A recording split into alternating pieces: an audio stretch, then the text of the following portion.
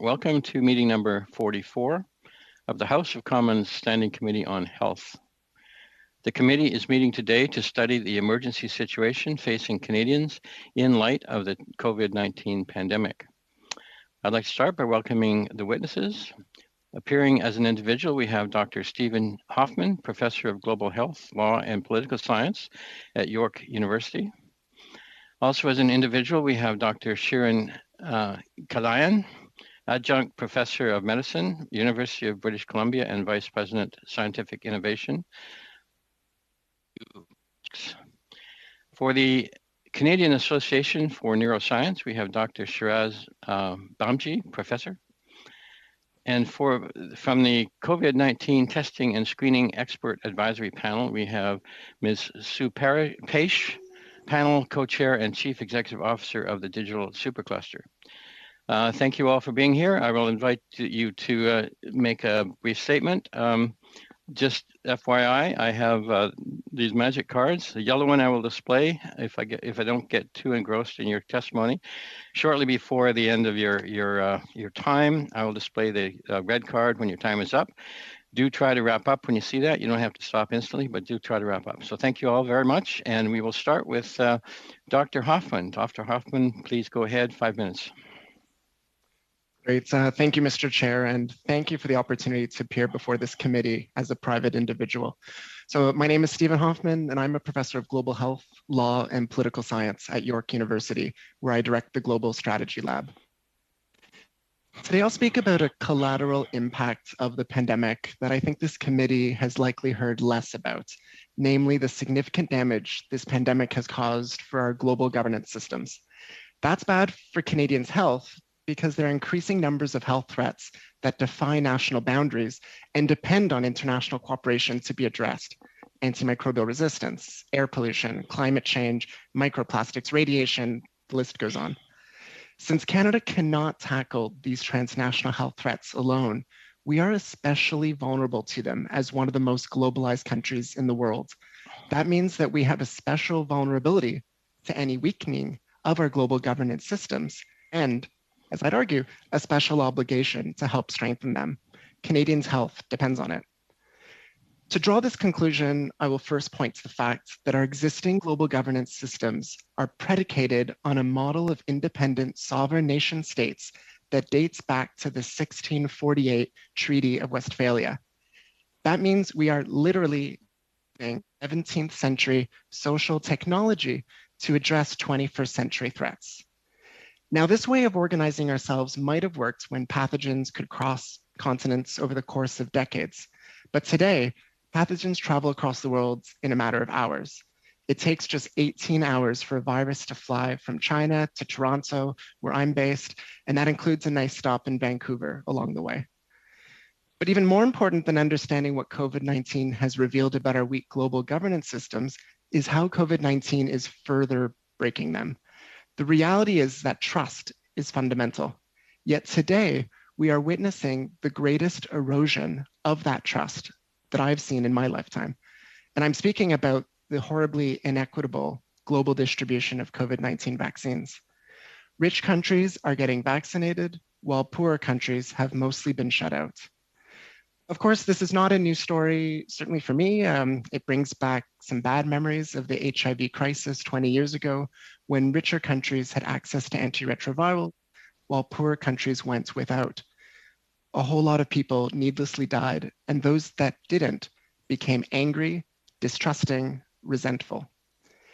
I make these pointed remarks not as a critique of a particular government or even of a particular country. Rather, fundamentally, I blame our global governance systems that are in desperate need of strengthening. Our current systems make it very difficult for elected governments not to prioritize the short-term needs of their citizens above others. Yet, considering this virus will continue to evolve and new variants of concern will continue to emerge, global vaccine inequity will lead to suboptimal health outcomes for Canadians, in addition to humanity more broadly. Now, of course, there is some good news. So Canada is not only leading the world in first dose vaccinations, but we're also one of the most generous countries in pledging 100 million vaccine doses to COVAX as of yesterday. And that's great.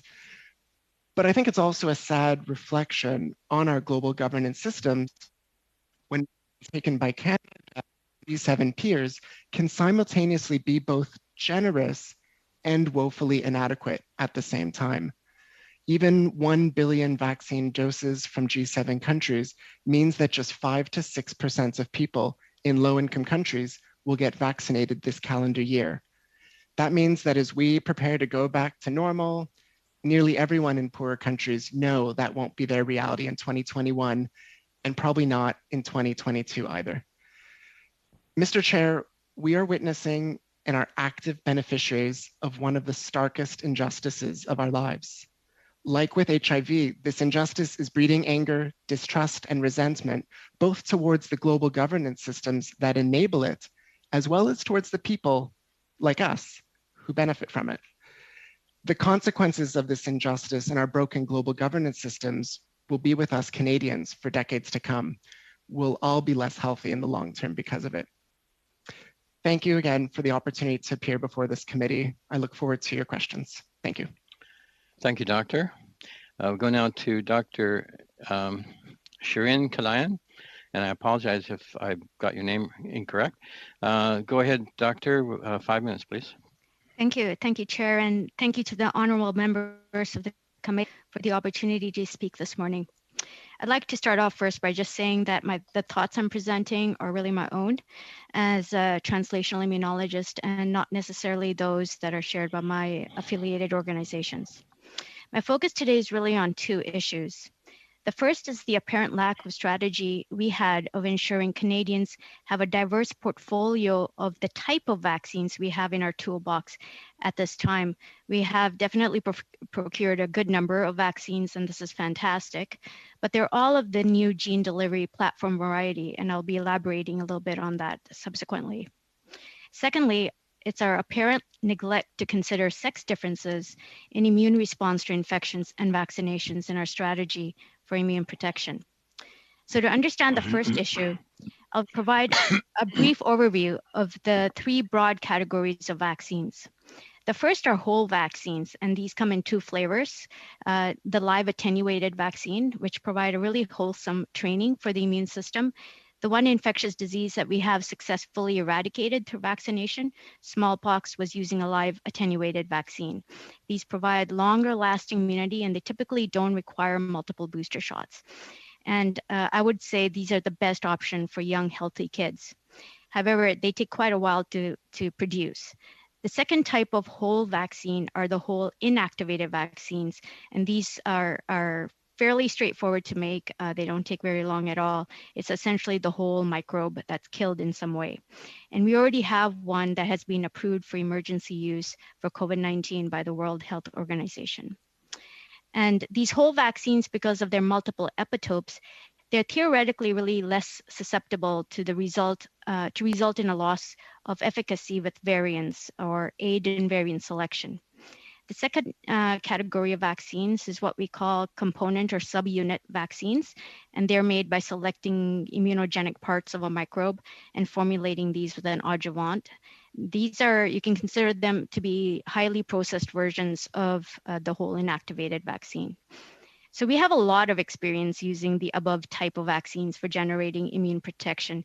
In fact, the first category we've used for centuries, which really makes it easier to make educated guesses about their effects and also anticipating any safety concerns we may have. The third category is this new cool nucleic acid delivery platforms that we have rolled out, which deliver genetic material either in the form of DNA or RNA into our cells to make or express viral proteins. And now we have very little to no knowledge on the long-term safety and efficacy of many aspects of this particular technology, especially when these vaccines are given in multiple doses. Now, given this lack of experience, it is very difficult to make well-informed decisions regarding their use. We've seen this play out in real time during the pandemic. So given the above, why are all the options Canadians currently have in our toolbox for immune protection in the midst of a pandemic all based on a technology in which we have the least experience and which have never been approved outside of emergency use authorization. And I think we need to understand